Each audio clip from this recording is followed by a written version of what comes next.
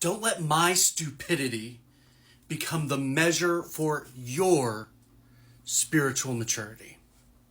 That's what I recently told one of the deacons at my church. We recently had a really massive cold front come through our area, and it was like negative 27 outside, and it was just nasty. And I had run a trip about 3.5 hours one way, 3.5 hours the other way, got home at 2:00 in the morning, came to church the next morning, and we were talking. He's like, "You're my hero." And I'm like, do not let my stupidity become the measure of your spiritual maturity.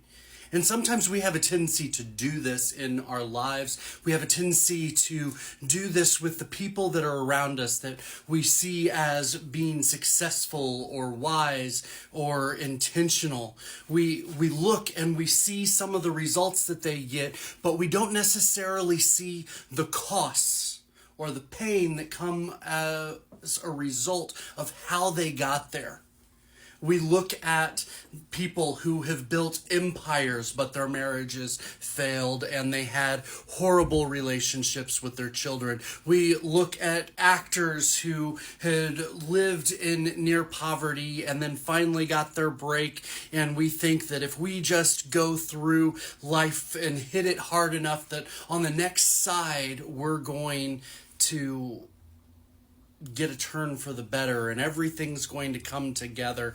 And often people experience their great success on the others, or in spite of their stupidity, not because of their stupidity.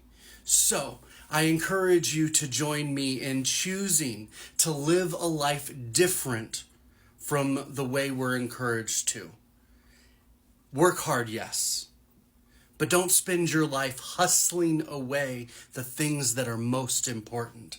And instead, choose to be intentional and choose to follow wisdom rather than stupidity, and stop making stupidity the mark of success in your eyes. My name's Dan Hendon, and I help Christian business owners and entrepreneurs design their business and life God's way.